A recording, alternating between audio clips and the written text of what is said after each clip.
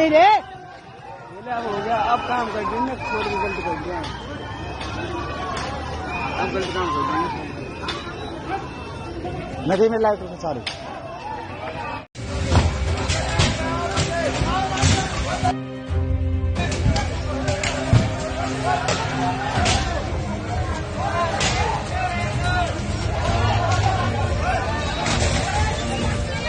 आज फतेहाबाद के रतिया में कांवड़ियों का जबरदस्त हुड़दंग देखने को मिला है, जहां पर कांवड़ियों के एक दल ने स्कूल बस पर अचानक ताबड़तोड़ पथराव शुरू कर दिया।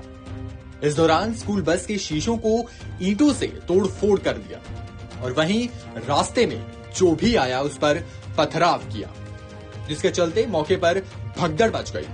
उधर गुस्साए स्कूल बस चालकों ने मौके पर बस को आड़ा तिरछा लगाकर जाम लगा दिया। फिलहाल रतिया पुलिस मौके पर चालकों को समझाने का प्रयास कर रही है।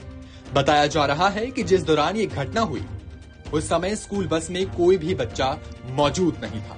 जानकारी के अनुसार कांवड़ियों का एक जत्था हरिद्वार से कांवड़ भरकर रतिया होते हुए फतेहाबाद की तरफ जा रहा था। जत्था जब रतिया के टोहाना रोड से गुजर रहा था तभी एक प्राइवेट स्कूल बस ने एक कांवड़िए को टक्कर मार दी, जिससे दूसरे कांवड़िए भड़क गए और उन्होंने बस को रुकवा लिया। जिसके बाद बस में सवार बच्चे घबराकर बाहर निकल आए और इसके बाद कांवड़ियों ने वहां पड़े ईंट पत्थर उठाकर स्कूल बस पर बरसाने शुरू कर दिए। इससे मौके पर हंगामे की स्थिति बन गई। जो भी रास्ते में आता गया उस पर भी पथराव होता गया।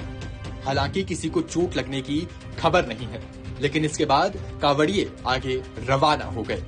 फतेहाबाद से रमेश कुमार, पंजाब केसरी टीवी।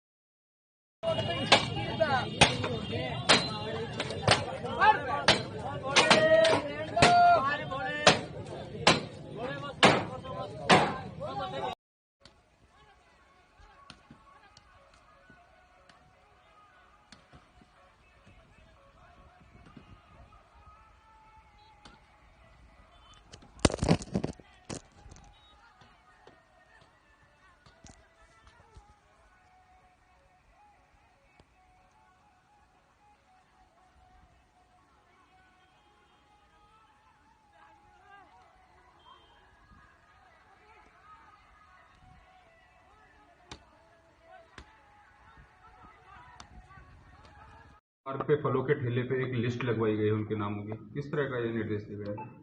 देखिए, कांवड़ की तैयारियां शुरू हो गई हैं और हमारे जनपद में लगभग 240 किलोमीटर का कांवड़ मार्ग है। इसमें जितने भी खान पान के दुकानें हैं, चाहे वो होटल, ढाबे, ठेले, जहां से भी कांवड़िए अपनी खाद्य सामग्री खरीद सकते हैं, उन सबको ये निर्देशित किया गया है कि अपने प्रोप्राइटर के या काम करने वालों के नाम जरूर डिस्प्ले करें। ये इसलिए ज़रूरी है ताकि किसी प्रकार का कोई कन्फ्यूजन किसी भी कांवड़िए के अंदर ना रहे और ऐसी स्थिति ना उत्पन्न हो कि कहीं कोई आरोप प्रत्यारोप हो और बाद में कानून व्यवस्था की स्थिति उत्पन्न हो। इसलिए ऐसा निर्देश दिया गया है और सब इसको अपनी स्वेच्छा से इसका पालन कर रहे हैं। सर, मुहर्रम एक तरफ मुहर्रम, इससे क्या प्रमाणित होता है?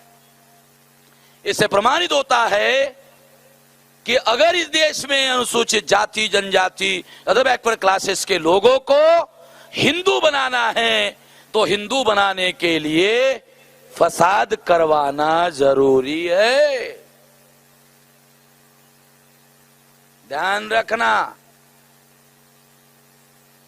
काल्पनिक बातें नहीं कह रहा हूं। अगर इस देश में हिंदू बनाना है किसी को तो हिंदू बनाने का एक तरीका है। फसाद में अगर लोग हिंदू होते हैं, शिवसेना का पूना में अधिवेशन हुआ था पहला, तो उस अधिवेशन में प्रोफेसर देशपांडे नाम के एक ब्राह्मण प्रोफेसर वहां एक्सपर्ट के तौर पर बोलने के लिए उन्होंने बुलाया था।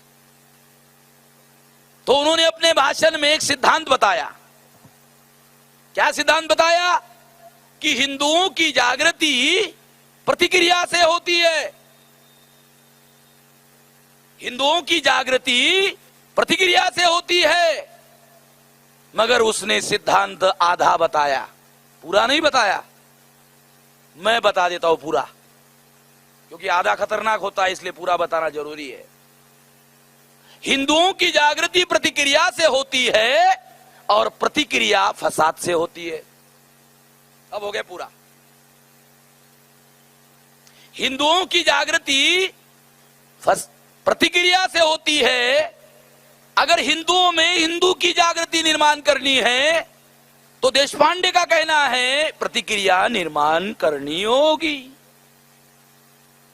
मगर उसके सामने समस्या थी, अगर बताऊंगा कि प्रतिक्रिया कैसे निर्माण करना होगा तो उसको बताना पड़ता कि इसके लिए फसाद करना पड़ेगा। अगर वो ये बताता कि फसाद करना पड़ेगा तो ये अपराध संहिता में अपराध माना जाएगा। इसलिए उसने आधा बताया और जो आधा रह गया था वो प्राइवेट में बताया होगा, क्योंकि प्राइवेट में बताने से काम तो हो जाता है मगर